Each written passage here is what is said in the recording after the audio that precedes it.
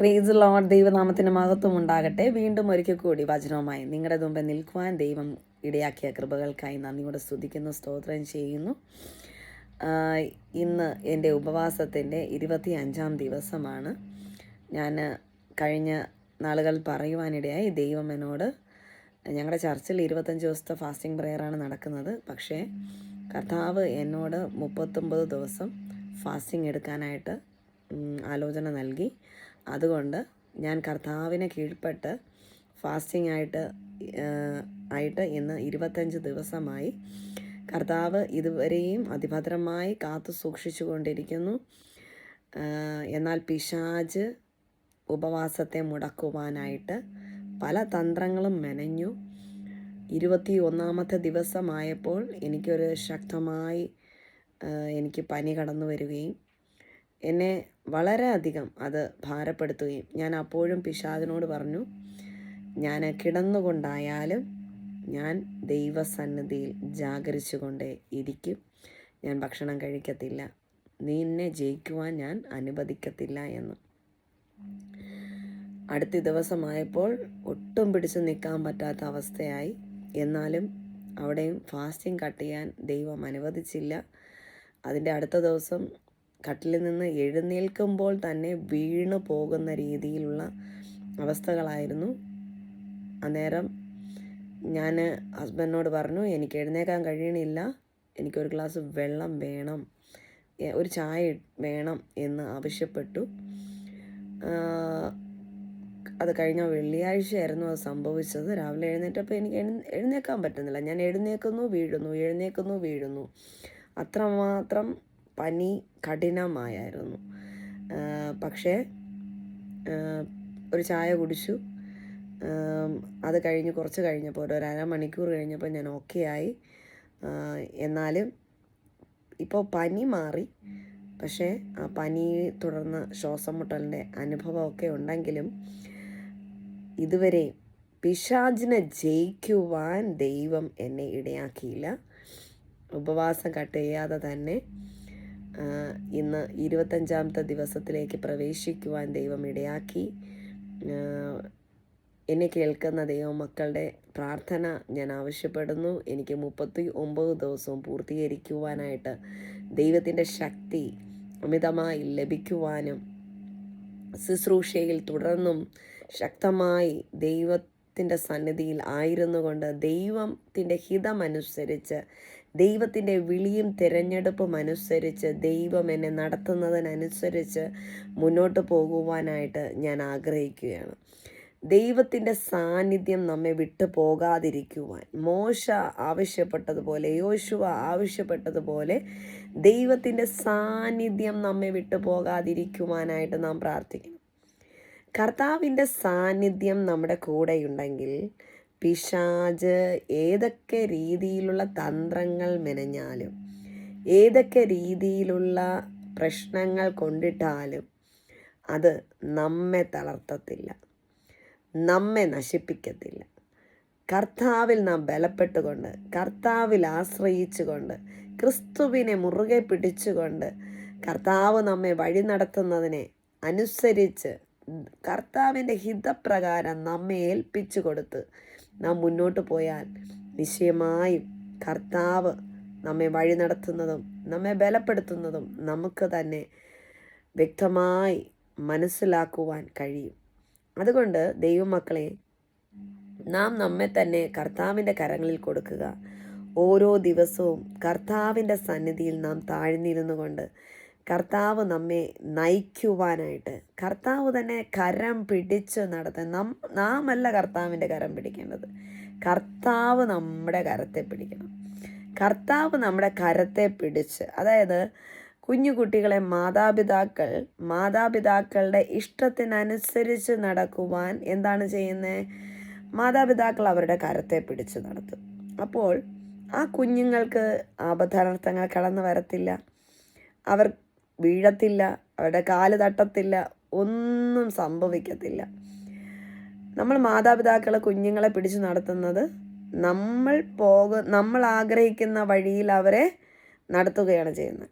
അത് നമ്മൾ അവരുടെ കരം പിടിക്കുമ്പോൾ. എന്നാൽ അവരാണ് നമ്മുടെ കരം പിടിക്കുന്നതെങ്കിൽ നമ്മൾ നടക്കുമ്പോൾ അവരുടെ കൈ നമ്മുടെ കയ്യിൽ നിന്ന് വഴുതിപ്പോയി അവർ നാം പോകുന്ന വഴിയിലോട്ടല്ലാതെ മറ്റൊരു വഴിയിലേക്ക് പോകുന്നത് പലപ്പോഴും കണ്ടിട്ടുണ്ടാകും. അതുപോലെ തന്നെയാണ് നമ്മുടെ കർത്താവിൻ്റെ കരത്തിൽ നാം പിടിച്ചാൽ ചിലപ്പോൾ പിശാചിൻ്റെ തന്ത്രങ്ങൾക്ക് വഴുതി പോകുവാൻ ഇടയായിത്തീരും. മറിച്ച് കർത്താവാണ് നമ്മുടെ പിതാവ്, നമ്മുടെ ദൈവം നമ്മുടെ കരത്തെ പിടിച്ച് നടത്തുകയാണെങ്കിൽ നാം ഒരനർത്ഥത്തിലോ ഒരു പ്രശ്നത്തിലോ ഒരു ബുദ്ധിമുട്ടിലോ ചെന്ന് പെടുവാൻ ഇടവരത്തില്ല. പിശാച് പല തന്ത്രങ്ങൾ കൊണ്ടിട്ടാലും അതിനെ അതിജീവിച്ച് അവിടെ നിന്നെല്ലാം അതിജീവിച്ച് നാം പുറത്തു വരുവാനിടയായിത്തീരും. അതുകൊണ്ട് പ്രിയ ദൈവമക്കളെ, നിങ്ങൾ ഓരോരുത്തരും വളരെയധികം ആഗ്രഹിക്കണം കർത്താവ് നമ്മുടെ കരത്തെ പിടിച്ച് നടത്തുവാൻ. നമ്മുടെ ശക്തനായ കർത്താവ് നമ്മുടെ കരത്തെ മുറുകെ പിടിച്ച് തൻ്റെ മാറോട് ചേർത്ത് നിർത്തി നമ്മെ കൊണ്ട് നടക്കുവാനായിട്ട് നാം ആഗ്രഹിക്കണം. യോഹന്നാൻ അപ്പോസ്തലനെ കർത്താവ് തൻ്റെ മാറോട് ചേർത്തിരുത്തിയതുപോലെ നമ്മെയും കർത്താവിൻ്റെ മാറോട് ചേർത്തിരുത്തുവാനായിട്ട് നാം ആഗ്രഹിക്കണം. അങ്ങനെ ആഗ്രഹിച്ച് നടത്തുമ്പോൾ അങ്ങനെയുള്ള വ്യക്തികൾക്ക് പ്രശ്നങ്ങളുണ്ടാവും. കാരണം പിശാച് ഒട്ടും ഇഷ്ടപ്പെടത്തില്ലല്ലോ കർത്താവിൻ്റെ മാറോട് ചേർന്നിരിക്കുവാൻ. ഒരു വ്യക്തി പോലും കർത്താവിൻ്റെ മാറോട് ചേർന്നിരിക്കുവാൻ പിശാച് ആഗ്രഹിക്കത്തില്ല. പക്ഷേ പിശാച് പല പ്രശ്നങ്ങളും ചെയ്യും. ഒരു കായ്ക്കുന്ന മാവിനല്ലേ ഏറ് കിട്ടത്തുള്ളൂ? കായ്ക്കുന്ന മാവിൽ നിന്നല്ലേ മാങ്ങ പറിക്കുവാനായിട്ട് കുഞ്ഞുങ്ങൾ കല്ലെറിയുന്നത്? എന്നാൽ കായ്ക്കാത്ത മാവിൽ ആരെങ്കിലും കല്ലെറിയോ? ഇല്ല. അതുപോലെ ദൈവത്തോട് പറ്റിയിരിക്കുന്ന മക്കൾക്ക്, ദൈവത്തിൻ്റെ ഇഷ്ടത്തിനനുസരിച്ച് നടക്കുവാൻ ആഗ്രഹിക്കുന്ന, ദൈവഹിതമനുസരിച്ച് നടക്കുവാൻ ആഗ്രഹിക്കുന്ന മക്കളെ പിശാച് പല പല പല രീതിയിലും പ്രശ്നങ്ങൾ കൊണ്ടിടുവാൻ നോക്കും. പക്ഷേ നമ്മുടെ കർത്താവ് അതിന് വിട്ടുകൊടുക്കത്തില്ല. ചെറിയ ചെറിയ രീതിയിലൊക്കെ നമുക്ക് പ്രശ്നങ്ങൾ പിശാച് കൊണ്ടിട്ടാലും അതൊന്നും നമ്മെ തകർക്കുവാൻ, നമ്മെ നശിപ്പിക്കുവാൻ നമ്മുടെ കർത്താവ് അനുവദിക്കത്തില്ല. ദൈവമക്കളെ, നാം കർത്താവിനോട് ചേർന്നിരുന്നാൽ, കർത്താവിനോട് നമ്മുടെ കരത്തെ പിടിക്കുവാൻ, കർത്താവ് തന്നെ വഴി നടത്തണമെന്ന് നാം ആവശ്യപ്പെട്ടാൽ തീർച്ചയായും നമ്മെ സ്നേഹിക്കുന്നവനാണ് നമ്മുടെ കർത്താവ്. നമ്മെ മാറോട് ചേർത്തിരുത്തുവാൻ ആഗ്രഹിക്കുന്നവനാണ് നമ്മുടെ കർത്താവ്. നമ്മെ വഴി നടത്തും, അത്ഭുതകരമായി വഴി നടത്തും. ചിലപ്പോൾ ലോകം നോക്കുമ്പോൾ നാം എന്ത് നേടി എന്ന് നമ്മെ നോക്കി പലർക്കും ചോദ്യം കാണും. അവരുടെ മുമ്പിൽ നാം ഒന്നും നേടിയിട്ടുണ്ടാവില്ല. കാരണം ലോകം കാണുന്നത് ഉയർച്ചകളും നന്മകളും സാമ്പത്തികമായുള്ള വർധനവും ഒക്കെ ആയിരിക്കും, പ്രശസ്തിയും ഒക്കെ ആയിരിക്കും ലോകം നോക്കുന്നത്. പക്ഷേ കർത്താവ് നമ്മെ വഴി നടത്തുന്നത്, കർത്താവ് നമ്മുടെ കരം പിടിച്ച് നടത്തുന്നത് നമുക്ക് മനസ്സിന് സന്തോഷം, ആനന്ദം പകരുന്നതാണ്. അത് മറ്റുള്ളവർ എന്ത് ചിന്തിച്ചാലും നാം അത് ചിന്തിക്കേണ്ട ആവശ്യമില്ല. മറ്റുള്ളവർ എന്ത് നമ്മെ നോക്കി പറയുന്നൊന്നും നാം ചിന്തിക്കേണ്ട ആവശ്യമില്ല. കാരണം കർത്താവ് നമ്മുടെ കരത്തെ പിടിച്ച് കർത്താവിൻ്റെ മാറോട് ചേർത്ത് നമ്മളെ നിർത്തുമ്പോൾ നാം നമ്മുടെ ചെറിയ ചെറിയ കാര്യങ്ങൾ പോലും നാം സന്തോഷിച്ച് ആനന്ദിച്ച് തൃപ്തിയുള്ളവരായിരിക്കാൻ കർത്താവ് നമ്മെ സഹായിക്കും.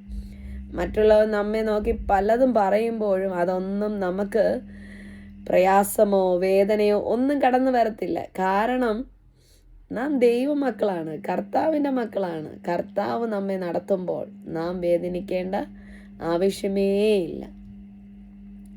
എപ്പോഴും കർത്താവിനോട് ആവശ്യപ്പെടുക, അങ്ങ് നമ്മുടെ കരത്തെ വിട്ടു പോകരുത്. കർത്താവേ, അങ്ങ് എൻ്റെ കരത്തെ പിടിക്കണമേ, അങ്ങ് എന്നെ മാറോട് ചേർത്ത് നിർത്തണമേ എന്ന് നാം കർത്താവിനോട് എപ്പോഴും ആവശ്യപ്പെടണം.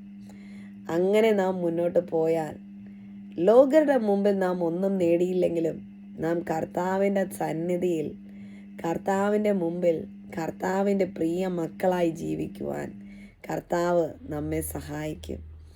കർത്താവിൻ്റെ പ്രിയ മക്കളായിരിക്കുമ്പോൾ നാം എപ്പോഴും സന്തോഷത്തിലായിരിക്കുന്ന, വേദനകൾ പ്രശ്നങ്ങൾ കടന്നു വന്നാലും അതിലും സന്തോഷം കണ്ടെത്തി എപ്പോഴും സന്തോഷിക്കുന്ന വ്യക്തികളായി നമുക്ക് ജീവിക്കുവാൻ സാധിക്കും. ഈ ലോകത്ത് ജീവിക്കുമ്പോൾ പ്രശ്നങ്ങളില്ലാത്ത ആരുമില്ല, പ്രതികൂലങ്ങളില്ലാത്ത ആരുമില്ല. ഭവനത്തിലാകുമ്പോൾ പ്രശ്നങ്ങളുണ്ട്. പണ്ടുള്ളവർ പറയും ചട്ടിയും കലവുമായാൽ തട്ടിയും മുട്ടിയേ കിടക്കുകയുള്ളൂ എന്ന്. ഹസ്ബൻഡ് വൈഫാണോ, പ്രശ്നങ്ങളില്ലാത്ത സ്ഥലമില്ല. ഉണ്ട് ദൈവമക്കളെ, എല്ലായിടവും ഉണ്ട്.